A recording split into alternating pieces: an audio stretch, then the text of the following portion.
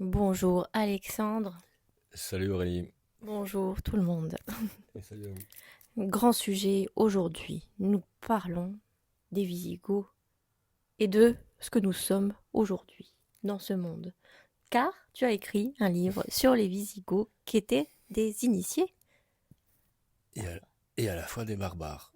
Eh oui, grand sujet parce que les Visigoths, en vérité, sont les véritables fondateurs de la civilisation européenne du Moyen Âge. C'est eux qui ont géré la transition entre l'Antiquité, l'Empire romain et la cité grecque, d'une part, et le Moyen Âge et la civilisation européenne médiévale. Est-ce que on peut se poser cette question? À quoi ça sert d'écrire un livre sur les Visigoths aujourd'hui? Parce que ça va pas changer le quotidien difficile de tout le monde dans ce jour. C'est pas ça qui mettra du beurre dans les épinards ou qui va régler le problème du pouvoir d'achat ou ce genre de choses. En revanche, ça permet de se situer soi-même dans ce monde et de comprendre pourquoi nous en sommes là et de prendre une place et de prendre sa vraie place dans ce monde, puisque rectifier les erreurs ou les mensonges du passé sur notre histoire passée permet de comprendre la situation au présent et de reprendre en main notre responsabilité sur le présent.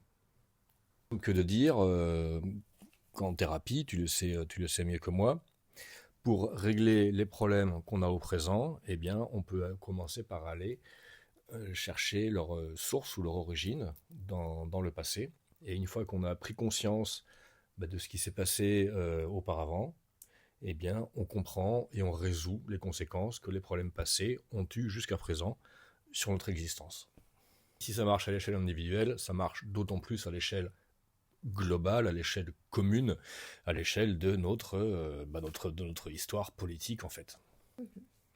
Et il s'avère que notre héritage politique, y compris dans sa forme républicaine, ce qu'on appelle l'héritage des Lumières, la philosophie des Lumières au XVIIIe siècle, avec l'aspiration à la liberté, l'égalité civique, la responsabilité individuelle, la citoyenneté. Certes, ça a été conceptualisé à l'origine par les Grecs et repris par les Romains, mais ce sont les Visigoths qui ont incorporé cet héritage-là à la civilisation européenne. À tel point que lors de la Révolution française, en 1794, Georges Danton, qui était la pointe avancée du combat libéral et de la finance anglo-saxonne, hein, Danton attaquait et critiquait Robespierre et Saint-Just en disant qu'ils ne voulaient pas de leur sale démocratie et de leur république de Visigoth.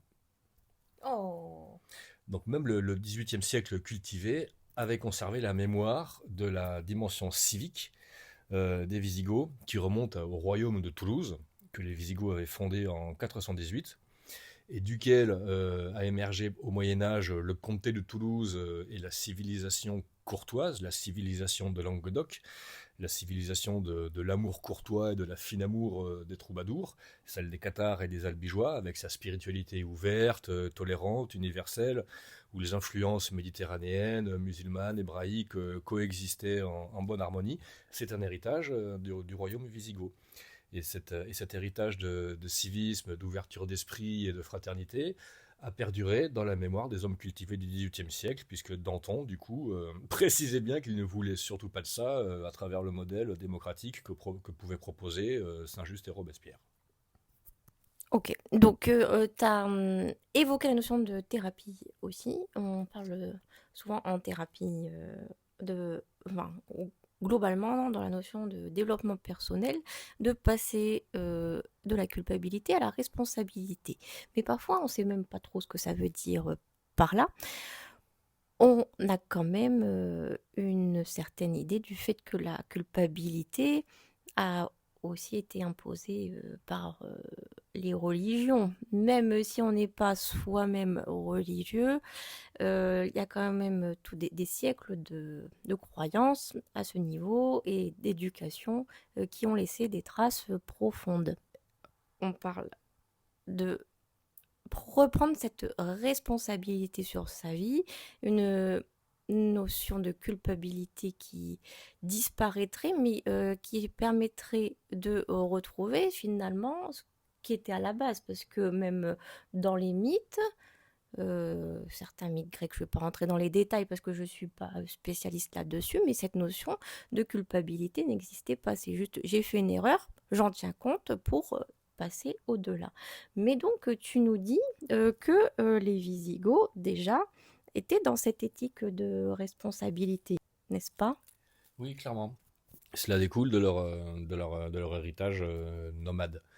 Les Visigoths étaient apparentés aux Scythes, donc les grands peuples de cavaliers nomades de la steppe eurasiatique, iranophones, bon, de langue d'origine iranienne. Ils venaient des hauts plateaux iraniens, le Zagros, sur les contreforts de l'Himalaya, et ils se sont répandus dans la grande steppe, de l'Ukraine jusqu'à la mer Noire, la Roumanie, la Bulgarie, les Balkans, la Grèce actuelle, avec un petit détour par la Scandinavie où ils deviendront les Vikings, mais avant de redescendre du coup aux frontières de l'Empire romain au IIIe siècle, et avant de pénétrer dans l'Empire romain, de vaincre Rome, de piller Rome en 410 et d'aller fonder leur royaume de Toulouse en 418, tout en conservant du coup cet héritage nomade qui est celui de communautés à échelle assez réduite.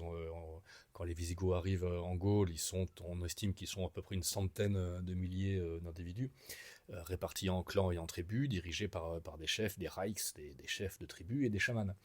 Ils ont toujours conservé cette dimension de la responsabilité individuelle, où certes il y a une autorité spirituelle assurée par le chaman, comme chez les Gaulois avec le druide, mais à charge pour chacun, effectivement, de répondre de ses actes et surtout pas de se défausser de sa responsabilité à une autorité extérieure qui prétend t'expliquer la marche à suivre pour ne pas subir les conséquences de tes erreurs, en fait. Mhm.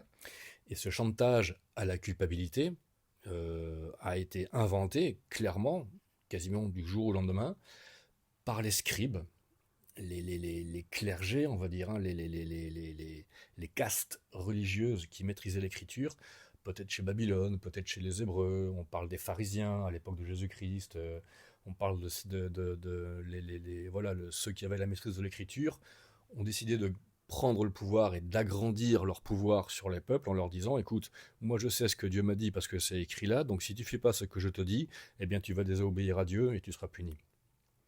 Donc ce chantage à la culpabilité commence avec effectivement la prise de pouvoir des cléricatures, une dictature religieuse véritablement, et qui s'est transmise jusqu'à nos jours à travers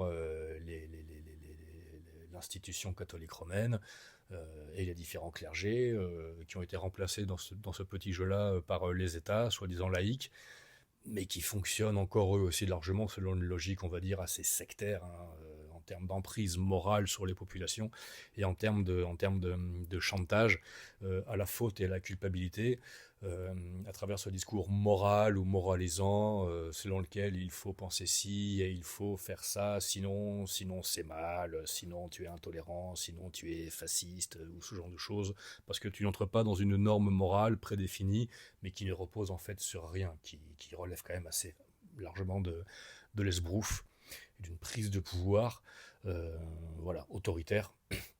Rien de tout cela chez les Visigoths ni chez les Gaulois, où chacun répond de ses actes devant le chef de tribu ou le chaman, d'accord, mais surtout devant les forces du ciel, euh, auprès desquelles le chaman pouvait servir d'intermédiaire. Mais enfin, en termes de pratique, pour le coup rituelique ou chamanique, on sait que les Visigoths ont conservé assez longtemps cette pratique originaire des chamans de Sibérie, notamment les huttes de sudation au chanvre. Oh, chanvre. C'est-à-dire qu'ils s'enfermaient dans des huttes de sudation où étaient consumées des têtes de chanvre et dans lesquelles les gens bah, voilà, pouvaient accéder effectivement à ces états de transe, à ces états modifiés de conscience, lors desquels, tu sais aussi bien que moi, qu'on est amené à rencontrer effectivement les puissances tutélaires des mondes subtils qui nous accompagnent et auprès desquels éventuellement nous pouvons prendre conseil ou nous pouvons rendre des comptes sur ce que nous avons fait et positionner ainsi, régler nos cas de conscience le cas échéant. Mais encore une fois, ça se fait de manière libre, autonome et individuelle, sans la contrainte d'un curé ou d'un clergé qui t'impose la marche à suivre et qui te soumet à ce chantage de la punition ou de la récompense. Oui, oui, oui, c'est ça, cette notion. Tu as dit que c'était une invention, mais c'est quelque chose qui n'existe pas, qui a un pouvoir sur nous. Et à partir du moment où déjà tu t'en rends compte, ça te permet de te libérer. Peut-être pas totalement, parce que ça a tellement eu d'emprise que faut aussi un certain temps de chemin. Parce que c'est ce petit détail qui fait tout, là, comme on en a déjà parlé, on considère que la culpabilité est une émotion, mais pour moi, c'est pas une émotion, c'est quelque chose de flottant qui est là et qui est destructeur. Parce on peut, si on, quand on dit je suis coupable, on voit bien la différence entre par rapport à je suis triste ou je suis en colère. On sent qu'il y a quelque chose qui ne va pas. On peut dire qu'on est triste, qu'on est en colère, même si c'est quand même s'approprier juste une émotion. Mais on peut pas dire je suis coupable parce qu'on sent qu'il y a quelque chose qui est faux dans ce positionnement-là. Je suis coupable de quoi? De me sentir bah ouais, voilà, enfin d'exister, c'est horrible, quoi. Tu voulais ajouter. Oui, c'est exactement de ça qu'il s'agit. La culpabilité est un verrou, c'est une espèce de nœud, de sceau magnétique qui a été imposé comme ça dans la psyché, hein, la structure subtile, psychologique de l'individu, et qui interfère complètement avec ses pensées, ses envies, sa motivation, qui parasite, qui filtre véritablement toutes nos pensées, nos paroles et nos actions. Donc ça n'a rien à voir avec une émotion, ça précède même encore l'expression de nos émotions et de nos sentiments. Mhm. Et effectivement, c'est une invention puisque ça n'existe pas en soi, mais à partir du moment où ça a été posé par écrit, ça a été mis par écrit, gravé dans le marbre de la loi et des textes soi-disant sacrés, et c'est grâce à ça qu'on a pu faire croire aux gens que ça existait, puisque regarde, c'est écrit, c'est l'étape de la loi, c'est ce que Dieu a dit à Moïse. Obéis, sinon tu seras puni. Et donc les gens ont été pris par surprise. Ah bon, c'est vrai, c'est possible. Dieu voudrait me punir parce que nos ancêtres auraient soi-disant désobéi. Mais oui, mais oui, mais oui. Oh, mais si c'est vrai, il faut que j'obéisse. Si c'est faux, je ne sais pas, mais je vais pas prendre le risque. Et voilà comment la ruse a fonctionné. Mm. On a oublié de dire aux personnes que elles avaient un savoir qui était naturel et inné aussi, et que tout n'était pas écrit. Exactement. Et ben, c'est pour ça qu'effectivement, pour revenir à la culpabilité par rapport aux Visigoths, ils ont été censurés ou diabolisés en étant traités de barbares alors qu'ils étaient beaucoup plus civilisés que les Grecs et les Romains, qui eux pratiquaient l'esclavage, qui était inconnu chez les Visigoths. Les Grecs et les Romains étaient misogynes, c'était écrit dans la loi, la femme est inférieure à son mari, qui a droit de vie et de mort sur elle. Rien de ça chez les Visigoths, qui n'avaient pas d'esclaves et qui pratiquaient l'égalité en fait entre l'homme et la femme. Donc les Visigoths ou les Gaulois étaient quand même déjà beaucoup plus avancés et civilisés que les Grecs et les Romains par rapport à ça. Mm. Donc c'est pour ça que j'ai pris le parti d'intituler ce livre Les Visigoths, les initiés barbares, puisqu'ils ont été présentés comme des barbares alors qu'en fait c'était des gens très éclairés, très inspirés. Alors, aussi, tu nous parles de la notion de ville et de retourner à sa nature. Enfin, ils avaient cette conscience de ce qu'était de ce fait leur propre nature avec ces connexions qu'ils faisaient pendant et hors de leur rituel. Je pense que les villes n'étaient pas ce qu'elles sont aujourd'hui, mais quand même, donc ils savaient qu'elles étaient quelque part des prisons, hein. Je pense que c'est ce terme-là que tu emploies aussi. Et est-ce qu'il y avait donc déjà un impact d'un certain enfermement déjà à cette époque-là? Et puis par rapport à aujourd'hui, est-ce que tu aurais quelque chose à nous dire sur cet enfermement urbain et technologique qui peut avoir un impact sur notre déconnexion spirituelle? Ouais, complètement, ouais. Quand ils arrivent dans l'Empire romain, les Visigoths sont des nomades, ils pratiquent de temps en temps un établissement plus ou moins prolongé, donc ils commencent à passer lentement de l'état nomade à l'état sédentaire. Mais l'état sédentaire, pour eux, ça reste dans les chariots ou ça reste dans des villages provisoires, des huttes, des habitats relativement éphémères. Ils considèrent les villes en pierre des Grecs et des Romains comme effectivement de véritables prisons.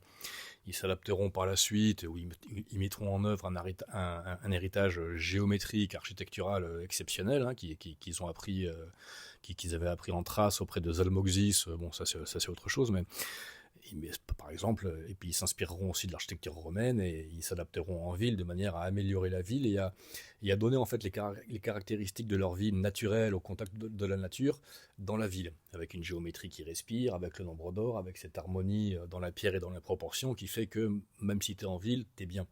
Parce que les proportions voilà, répercutent bien les influences du ciel et celles de sous-terre tellurique dans ton environnement, ton habitat, de manière à ce que ce soit agréable à vivre.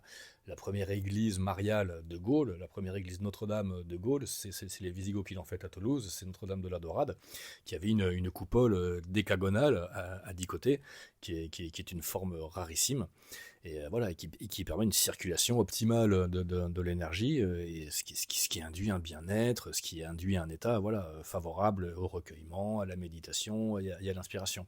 Donc ils avaient ces notions-là que les Grecs, que les Grecs et les Romains, enfin, n'avaient pas ou n'avaient plus, et qu'ils avaient apprises eux-mêmes auprès des Celtes ou des Gaulois, ou même des Orientaux, des Égyptiens, des Persans. Donc les Visigoths insufflent véritablement un souffle nouveau à la civilisation urbaine des Grecs et des Romains, qui était vraiment sur son déclin à l'époque où les Visigoths arrivent. Et on connaît un peu voilà, les tendances lourdes du déclin d'une civilisation urbaine, citadine, qui effectivement qui est dominée par la matière, dominée par le confort. C'est l'époque où les Romains s'abîment dans les orgies, ils passent des soirées entières à table, ils se font vomir pour pouvoir continuer à boire et à manger. Donc c'est vraiment la civilisation urbaine citadine, en tout cas à son paroxysme et c'est l'emprise de la matière sur l'âme et sur l'esprit. Et du coup, cette lourdeur, cette pesanteur qui fait que rien n'évolue, rien n'avance plus, et que ça finit en vortex descendant par s'abîmer voilà, dans une logique implosive de dégénérescence. C'est clairement là que les Romains en étaient arrivés, voilà, au 3e, 4e siècle, au moment où les Visigoths et les autres barbares, entre guillemets, arrivent euh, dans l'Empire romain pour lui apporter clairement un souffle nouveau et permettre de relancer effectivement cet élan de civilisation finalement, mais civilisation pas au sens de la cité kiwis, kivitas, mais la civilisation au sens de la politesse. Alors polis, la cité, la ville, qui a donné police au sens de la force de l'ordre, voilà, c'est-à-dire les milices armées, les mafias au service des pharisiens, des scribes, mais police au sens aussi de la politesse. La civilisation au sens du raffinement des mœurs, du confort, de la qualité de vie, voilà, en gros, on pourrait dire qu'ils ont apporté cette notion typiquement nomade de la qualité qui doit primer sur la quantité. Et les Romains ont fini par tomber sous le règne de la quantité, la puissance, le pouvoir, l'argent, une imposition, une fiscalité délirante qui opprimait véritablement tous les peuples qui faisaient partie de l'Empire romain et que les Romains étaient censés amener à un état de confort et de qualité de vie supérieure. Ils les ont écrasés par leur fiscalité, exactement comme ont fait les rois de France et puis la République par la suite. Au prétexte de civiliser et d'améliorer les conditions de vie des peuples, ils les ont rackettés et parasités à travers un système fiscal complètement outrancier. Et les Visigoths sont venus mettre un terme à ces abus en disant non, c'est pas ça la qualité de vie. On peut vivre en ville, d'accord, mais on n'est pas obligé de se soumettre à des conditions matérielles aussi écrasantes. On est là pour se rassembler et améliorer notre connexion effectivement avec le ciel. Et un mode de vie urbain civilisé, policé, raffiné peut permettre cette connexion. Même si on habite en ville, on peut garder un contact avec la nature. C'est une question d'adaptation. Et les Visigoths l'ont bien montré, puisque voilà, ils ont été vraiment à l'origine de l'architecture bénédictine qui va fleurir peu après au début du Moyen-Âge en Europe avec les grandes abbayes, les monastères bénédictins qui ont recyclé eux-mêmes l'héritage chamanique et de la spiritualité. Alors après, voilà, l'héritage grec, pythagoricien, même trace persan que les Visigoths avaient acquis auprès de ces différents peuples au fil de leur pérégrination, siècle après siècle, avant de se sédentariser et de déployer tout l'héritage intellectuel, spirituel qu'ils avaient acquis au fil des siècles. Merci. Oui, et donc tu fais aussi référence au mythe d'Odin et au fait qu'il faut dépasser certaines épreuves pour pouvoir grandir. des espèces de crises ou voilà, pour vraiment aller voir ce qu'il y a à l'intérieur de nous et ensuite dépasser et donc aller sur un chemin qui sera encore plus vertueux. Mais ça demande vraiment d'aller chercher dans des profondeurs et dans des moments qui vont être désagréables, difficiles. Et c'est pour refaire le parallèle avec la décadence de nos sociétés actuellement, c'est quelque chose que, au contraire, on se refuse. On veut aller chercher plutôt la facilité. Ça aurait peut-être été beaucoup plus justement vertueux pour nous de garder cet apprentissage-là. Et que peux-tu nous dire là-dessus, de ce fait? Oui, c'est certain, mais tout a été mis en place à l'époque de l'Empire romain, et surtout au moment où l'Église romaine prend la place de l'Empire romain, pour empêcher en fait les gens d'aller à la découverte d'eux-mêmes, de se découvrir, de s'épanouir et de se réaliser. On a véritablement effectivement la mise en place d'une une sorte de complot, si j'ose dire, une conspiration antispirituelle, véritablement contre-initiatique. D'ailleurs, c'est un terme qu'on retrouve chez René Guénon. Il y a toute une histoire en parallèle de l'histoire officielle, de la contre-initiation et de l'anti-tradition qui met tout en œuvre pour priver les individus de l'initiation, en fait, à laquelle nous pouvons tous aspirer, à laquelle ce n'est pas que nous avons droit, mais à laquelle nous sommes tous capables de prétendre. L'initiation n'est pas réservée à une poignée d'élus, à une élite autoproclamée, comme les sectes au pouvoir voudraient nous le faire croire. N'importe qui, tout le monde est appelé à l'initiation, à la connaissance de soi et à la plénitude. C'est certain. C'était le cas chez les Celtes et les Gaulois, ce sera le cas chez les Visigoths, ce sera le cas à l'époque des Cathares, à l'époque du comté de Toulouse, les Trincavel, les Albigeois, la grande époque de l'Occitanie cathare, où effectivement n'importe quel serf, paysan ou manœuvre pouvait accéder à la propriété, pouvait devenir bourgeois, pouvait devenir chevalier, pouvait entrer dans une abbaye bénédictine pour apprendre la géométrie, pour apprendre la science hébraïque, pour s'intéresser à l'astronomie. Il n'y avait pas de frontières, on n'était pas condamné par sa naissance et par son rang social à une situation définitive, ça n'existait pas ça. Alors que c'était encore le cas dans la France du Nord, où, bon, voilà, qui était véritablement barbare encore à cette époque-là. Ouais. Donc en effet, la spiritualité était libre et ce qu'on appelle l'ésotérisme maintenant était quand même beaucoup plus accessible en fait. Et même au niveau thérapeutique, les Cathares, à travers les Visigoths, avaient hérité de l'enseignement des manichéens, donc qui eux-mêmes recyclaient l'héritage des mages persans, ce qu'on appelle les rois mages dans la tradition chrétienne, qui entourent l'enfant Jésus pour bien lui montrer que oui, c'est le nouveau prophète de l'Occident, mais qu'il a avec lui tout l'héritage spirituel de l'Orient. Les mages persans symbolisent ça, et c'est ça que l'Église romaine s'est accaparée et dont elle a privé les peuples alors que c'était effectivement destiné à tout le monde. Donc les Visigoths, encore une fois, ont tenté d'insuffler cette vie spirituelle dans toute la société, en fait, et non pas à l'échelle réduite d'une petite élite autoproclamée. Et autant, effectivement, dans l'Antiquité, les communautés gnostiques, alors les pythagoriciens, les esséniens chez les juifs, ou les manichéens en Perse, puis dans tout le bassin méditerranéen, avaient tendance à vivre en communautés relativement réduites pour faciliter l'enseignement, l'auditorat, le passage du... Il y avait les trois statuts, simple, fidèle, adhérent, puis auditeur, où pendant 9 ans, tu avais effectivement des rites de passage à franchir. Après, tu devenais revêtu, tu recevais une initiation, baptême de feu, imposition des mains, donc le consolamentum cathare, mais qui est attesté également chez les Visigoths, chez les bénédictins visigoths, et même dans les familles de laïcs visigoths, où l'ancien transmettait lui-même le baptême de feu à ceux de sa famille qui étaient aptes à le recevoir. Hein. On retrouvera ça encore chez les cathares, le comte de Foix, qui reçoit le consolamentum en 1302, alors qu'il n'était pas religieux, c'était un chevalier, mais il reçoit quand même le baptême de feu. Donc tout cela était très souple, très fluide, et donc c'est clairement l'héritage à la fois chamanique et gnostique des Visigoths. Et ce qui était jusqu'alors réduit à l'échelle d'une petite communauté, ils ont voulu effectivement le mettre en place à l'échelle d'une société entière. La société donc occitane du Moyen-Âge, dans ce qu'on appelle l'époque des Cathares, et albigeoises, ce qui a motivé du coup la réaction extrêmement violente de l'Église romaine et du roi de France, qui avait bien compris que si les Occitans, les Cathares, dans la foulée des Visigoths, parvenaient à créer cette société spirituelle, en fait, une société qui n'était pas que politique ou économique, mais une société véritablement spirituelle, eh bien c'était la fin de l'Église romaine. D'accord. Donc c'est vraiment très ancien le fait de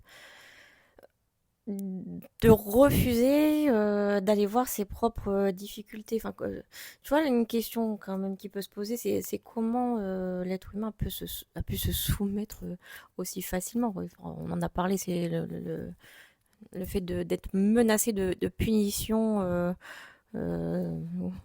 à un certain moment, quoi, que ce soit dans la vie physique ou même au-delà. La Mais menace, mais je peux te répondre. ouais,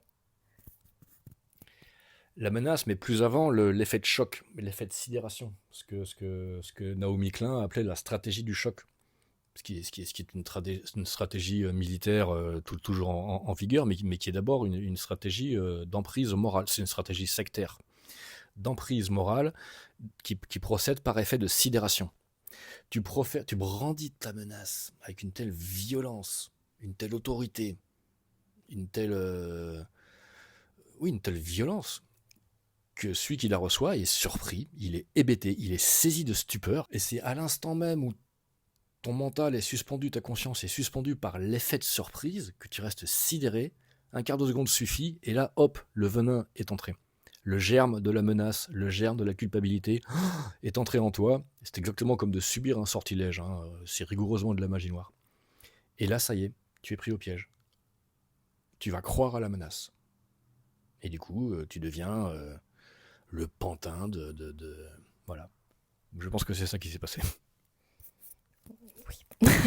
Oui, comme dans les phénomènes d'agression physique d'une personne sur une autre, quoi. C'est un C'est viol. vrai que ouais, un viol d'âme. Alors pour reposer donc la question différemment, légèrement, est-ce que tu penses que notre société actuelle qui fuit l'inconfort à tout prix nous éloigne du coup, nous prive de ces passages nécessaires vers notre vérité profonde? Oui, c'est certain. Elle est conçue pour ça. Elle est conçue pour nous endormir, nous amollir dans ce culte du confort, ce culte de la facilité, ce culte de la rapidité aussi, où on est habitué à tout vouloir tout de suite, sans effort, sans avoir à se déplacer, sans avoir à aller chercher l'info, la prestation, le bien dont on a envie, dont on a besoin. Nous sommes habitués par tout un système à conditionnement médiatique, économique, social, légal, scolaire, universitaire. Nous sommes conditionnés à cette mentalité, du coup, d'enfants gâtés, hein, de gosses de riches, à qui tout est dû et qui ne conçoit pas qu'effectivement, rien n'a de valeur si on ne fait pas un geste en ce sens, si on ne fait pas un effort pour acquérir ce dont on a envie. Quand on reçoit ce dont on a envie, ça n'a aucune valeur, ça n'a aucun sens. Parce qu'on n'a rien fait pour l'avoir. Et c'est ça qui explique pour le coup le marasme, la déprime, la dépression globale de l'Occident, parce qu'on se rend bien compte que malgré notre opulence, notre abondance, les facilités techniques, matérielles que nous avons mises en œuvre, au lieu de nous rendre plus libres, plus heureux, de nous tirer vers le haut, au contraire, cela nous écrase et cela fait de nous des larves. Mhm. Et oui, oui, ce qui est d'autant plus vicieux, parce que c'est vrai que on nous montre un schéma spirituel qui nous éloigne de nous-mêmes. Alors de ce fait, on est toujours de plus en plus éloigné. Si on ne trouve pas le moyen par nous-mêmes d'accéder à quelque chose d'intérieur et de le cultiver toujours, toujours en permanence, quoi. Parce que bon, la facilité matérielle, c'est agréable aussi. Je veux dire, ça n'empêche pas la Non. connexion spirituelle si on a le chemin pour ça. Si on a l'impulsion, parce qu'encore une fois, nous sommes pris au piège de jeux de mots, ou oui, mais de pièges sémantiques. C'est un chemin pseudo-spirituel qui est déployé à l'heure actuelle, ou anti-spirituel. Ce qui est présenté comme un chemin de libération, d'éveil ou de connaissance, en fait, t'éloigne de la connaissance, t'éloigne de l'éveil. La ruse du diable réside véritablement dans le langage lui-même et dans ces pièges sémantiques qui nous conduisent à des impasses. Parce que effectivement, nous sommes comme des ânes qui suivons la carotte au bout du bâton, sauf que le bâton, ils nous conduit dans l'abîme. Hein, et au lieu de nous élever, nous chutons. Donc effectivement, la spiritualité, c'est quoi? C'est l'esprit. Mais l'esprit, c'est quoi? C'est en haut, c'est au-dessus par définition. Donc si on suit l'esprit ou si on suit une spiritualité, c'est dans le but de se redresser, de s'élever, de se verticaliser. Mhm. Or, ce qu'on appelle les chemins spirituels dans le New Age ou le dev perso, tout ce que tu veux, conduit plutôt davantage à t'avachir et à ramper plutôt qu'à te redresser et à te verticaliser. Alors, ce sont des critères, effectivement, qui peuvent nous permettre de nous reprendre en main, de mettre le ménage sur ces abus de langage, de reprendre la maîtrise effectivement du vocabulaire et de savoir de quoi l'on parle en fonction de l'état où ça nous met. Ça, et c'est là, du coup, qu'il faut vraiment apprendre à se regarder soi-même. Se tenir droit et être attentif selon l'état dans lequel on est, la situation où l'on est, le parcours qu'on a suivi, si on s'est un peu redressé ou si on a tendance encore un peu à louvoyer. Le corps dit tout, effectivement. Le corps est le chemin de bataille de la connaissance. Alors c'est vraiment le bon critère, un bon moyen de repère pour savoir si effectivement on est en train de suivre une voie droite, on va dire. La rectitude, c'est un critère. Faire ce qu'on dit, dire ce qu'on pense, penser ce qu'on dit et ce qu'on fait, donc la cohérence, l'intégrité, esprit, âme, corps, pensée, parole, action. Voilà un critère. Et ça, il appartient à chacun, effectivement, de se conformer à ce critère-là. Est-ce que je dis ce que je pense et est-ce que je fais ce que je dis? Avoir le courage de l'admettre, car c'est pas toujours facile. Parfois on se trompe, parfois on n'y arrive pas, parfois on n'a pas envie. Il faut surtout pas se culpabiliser ni s'en vouloir à cause de ça, sinon on n'avance pas. Mais en revanche, avoir le courage de se dire, bon, je pense ça, mais j'ai dit ça. Pourquoi? Bon, d'accord, c'est pas grave. Maintenant, je vais rectifier, et ainsi de suite. Et là, on est dans une éthique de la responsabilité. Donc, j'ai cette tendance à penser que même si pendant des siècles, on a laissé les autorités extérieures nous dire ce qu'on devait faire et même comment penser, il y a quelque chose toujours à l'intérieur de nous qui sait ce qui est juste, même si c'est pas encore venu à la conscience. Ce qui sait ce qui est juste, c'est justement quand voilà, on tombe malade et que le corps va venir nous parler d'une certaine manière. Et là ça va au-delà de tous les dogmes. Est-ce que tu penses qu'aujourd'hui, ce processus d'individuation est encore empêché par les croyances extérieures de... Évidemment, bien sûr que oui. Et encore une fois, nous sommes dans une démarche individuelle. La solution ne pourra venir que de soi-même.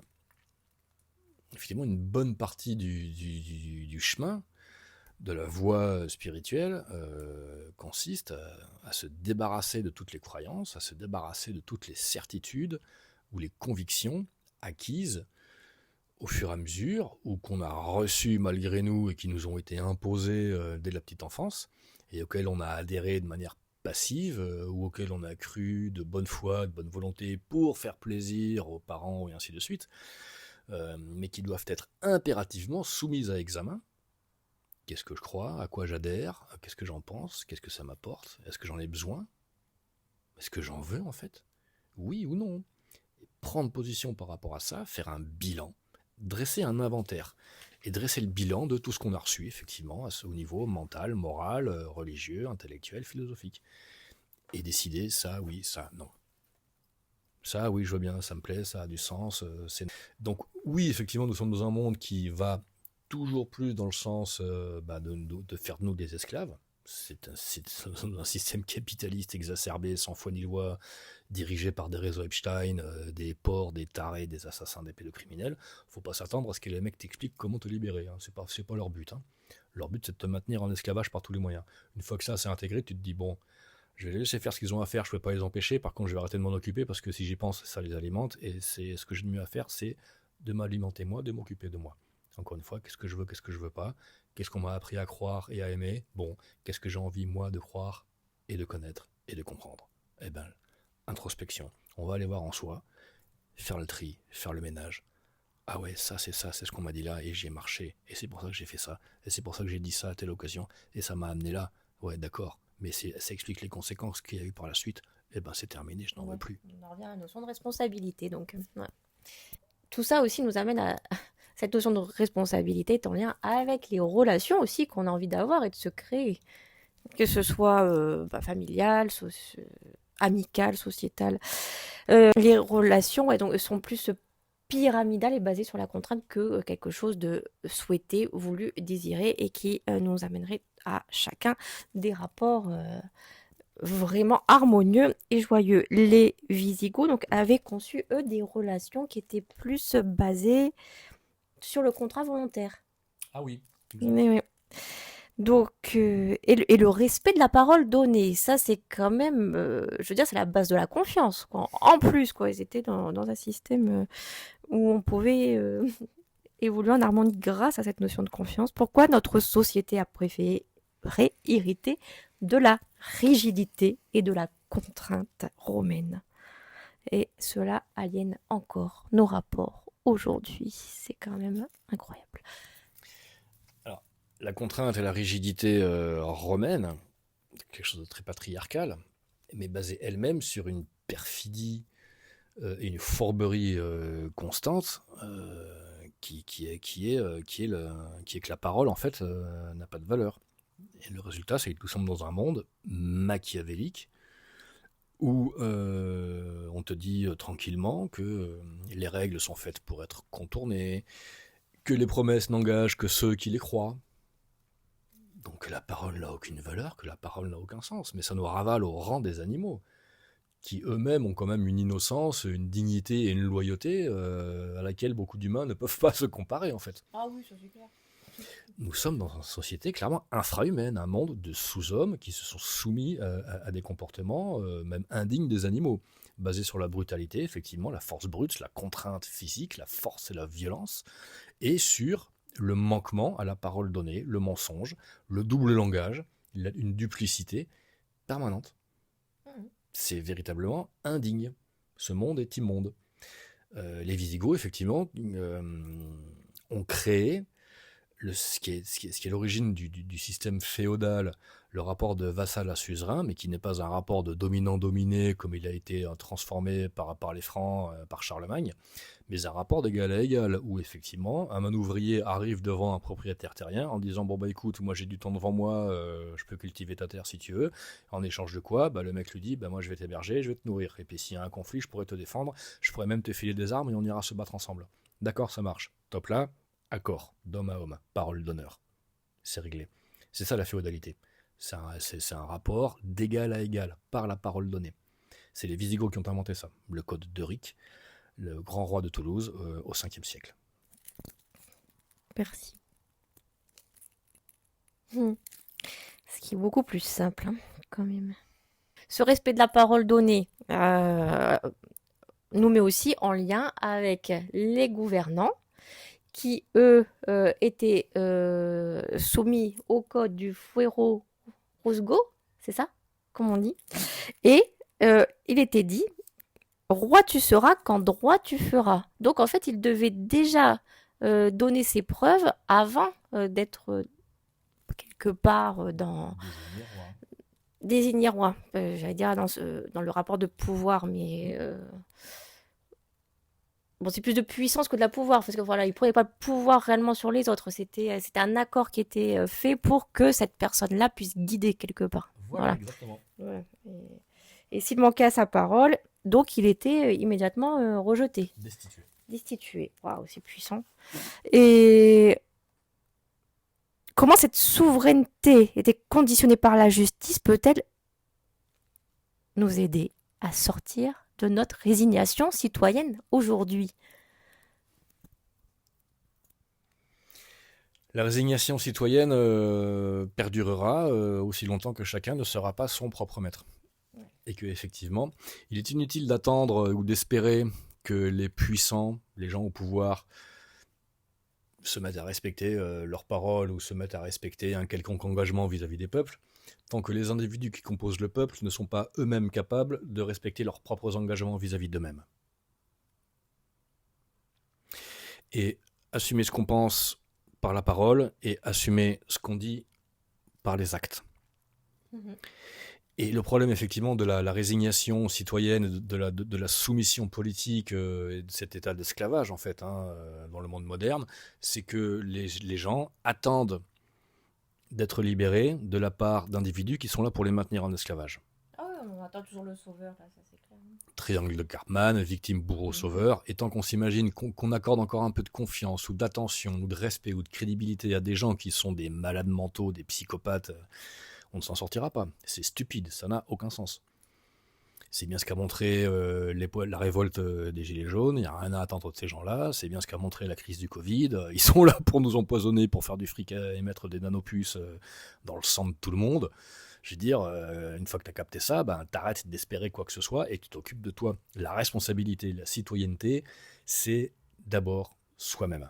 Voilà, on a les dirigeants qu'on mérite, hein, finalement. La gnose donc affirmait déjà que nous sommes des dieux, les êtres humains sont des dieux. Et donc quelque part, tout cela permettait d'accéder à une certaine autonomie, à cette connaissance. Disons que la connaissance était reconnue et entretenue. Enfin, c'est un peu comme ça que j'ai envie de traduire la chose. Et là, je vais faire des parallèles avec ce qui se passe dans quelque chose de beaucoup plus contemporain et actuel. Donc, c'est la physique quantique côté français avec Jean-Pierre Garnier-Mallet qui nous parle du double aussi. Et donc, dans ce que j'ai reconnu de tes écritures, j'ai eu envie de faire ce parallèle. Est-ce que tu penses, toi, qu'ils avaient cette connaissance qu'on a déchiffrée aujourd'hui de manière voilà, plus scientifique aussi que bon, parfois certains vont en parler de manière spirituelle sans que ce soit clair. Il y a eu beaucoup quand même aussi d'écrits qui ont essayé de traduire tout ça, des dessins même bon, quand on n'avait pas aussi la transmission écrite forcément, mais ou de manière claire de transmettre le message. Voilà, il y a eu plein de traditions et qui ont expliqué certaines choses là-dessus. Donc Jean-Pierre Garnier-Mallet lui explique très facilement en fait. C'est que on comprend clairement quoi. Des choses qui peuvent être très complexes au niveau donné en fait. Et euh, et voilà, penses-tu qu'ils avaient déjà cette connaissance intuitive? Et d'ailleurs, aussi, pour reprendre quelque chose qui a été transmis par Jean-Pierre Gagné-Mallet et qui nous parle de l'alphabet de 27 lettres qui existait et toi-même que tu nous dis aussi que les Visigoths avaient leur propre alphabet. Et il avait, qui aurait été repris des Grecs, si je me trompe pas. On retrouve ce même nombre de lettres, en fait. Et ces trois lettres quand même bien précises qui ont beaucoup de sens aussi et qui font plein de correspondances d'ailleurs entre les chiffres, les lettres, parce que l'univers, on le sait, est aussi quelque part mathématique. Donc en fait, tout était dit en fait dans ces 27 lettres. Le fait d'en enlever trois n'est pas anodin. Et, et les Visigoths donc auraient peut-être ces connaissances originelles et cette connaissance du lien avec notre autre nous. Oui, il y a des chances. Effectivement, le fait d'avoir inventé un alphabet complet, alors adapté du grec ancien et des runes. Wulfila, l'évêque chrétien, disciple d'Arius, qui a introduit la tradition chrétienne auprès des Visigoths, en a profité pour leur donner accès aux évangiles et même à l'Ancien Testament. Il a inventé carrément un alphabet en associant les runes, donc nordiques, viking, Mm. gothique, et le grec ancien, en respectant ce nombre de 27 lettres, qui effectivement est beaucoup plus complet et permet davantage de combinaisons numériques, guématriques, que les alphabets modernes à 24 ou 22 lettres. Donc, ou à 26 pour le français actuel et ainsi de suite. Donc ce n'est pas anodin. Alors j'ai pas creusé la question pour le coup numérique et guématrique liée à leur alphabet, qui est quand même assez difficile d'accès. J'ai commencé à me pencher un peu sur les runes. Mais Garnier Malais, ouais, tu en sais, davantage que moi.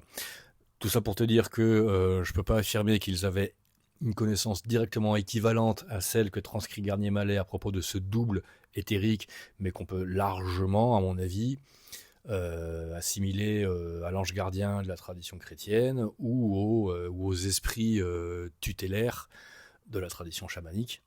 Oui, mais enfin, cette notion d'ange gardien fait quand même appel à quelque chose qui serait extérieur à nous. C'est que le double reste quand même aussi quelque chose qui est en lien avec nous. Enfin, quelque part un autre nous, qui est nous quand même, sans être le nous qui est là physiquement ici. Pour te répondre simplement, je dirais que oui.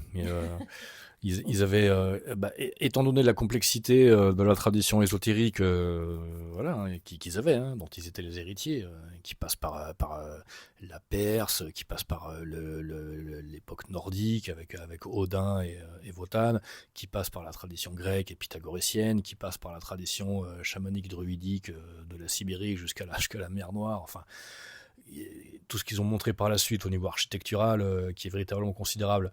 Ils avaient un tel niveau, pour le coup, intellectuel, un tel niveau scientifique, un tel niveau spirituel, que oui, ils avaient forcément l'équivalent de cette compréhension-là, ouais. Bravo les Visigoths.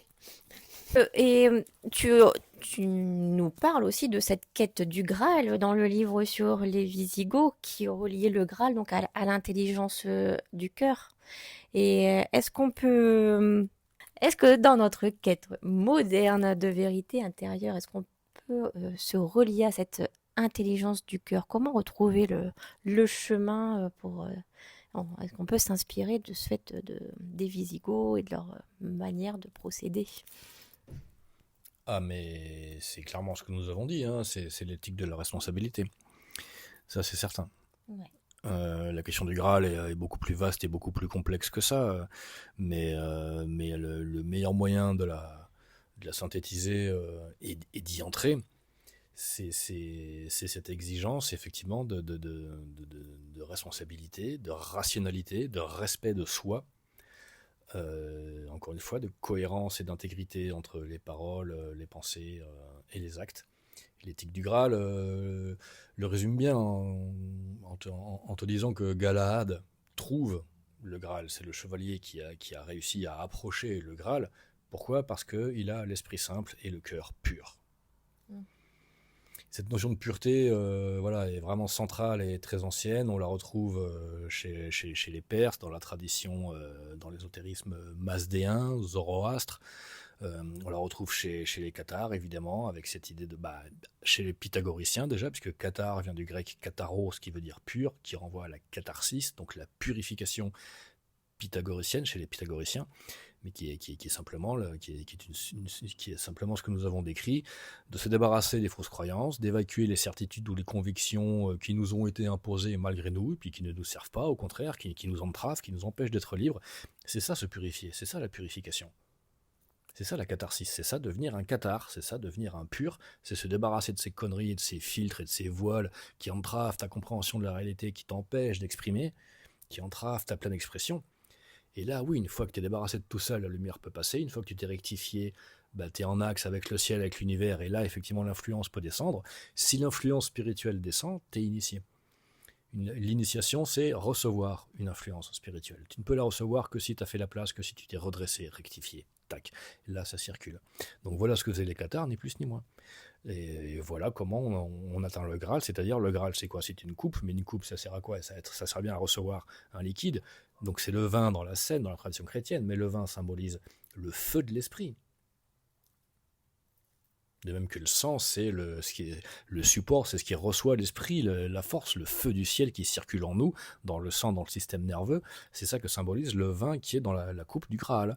Donc ça veut dire c'est quand le feu du ciel descend dans ton cœur. Mhm. Il y a beaucoup d'échanges sanguins, c'est effectivement au niveau du cœur. Ça me rappelle vraiment une respiration particulière qu'on peut utiliser en yoga et en qigong aussi pour euh, faire monter ce feu intérieur où on a les meilleurs échanges sanguins et enfin, gazeux qui vont se faire. Oui. Alors, oui, ça me fait penser à autre chose, parce que je te dis qu'effectivement, la descente de feu, l'esprit descend par en haut, mais il y a aussi évidemment la montée du feu intérieur Bien sûr. par en bas, qui est l'éveil de la Kundalini, qui revient exactement au même, parce que si le Graal est au centre, on est bien d'accord que le centre, il est relié aussi bien à ce qui est en haut que à ce qui est en bas, et que le feu, l'esprit nous descend par en haut, mais il nous monte aussi par le bas, c'est-à-dire par la Kundalini, depuis le sacrum en bas de la colonne vertébrale. C'est un double mouvement, évidemment. Qui dit centre dit aussi bien milieu entre le haut et le bas. Oui, et puis en bas, on a le périnée. Le périnée. Non, c'est pas pour rien que ça s'appelle périnée. Le périnée, quand même. Et l'utérus, qui est aussi en forme de coupe, hein. Ah bah oui, oui, en effet.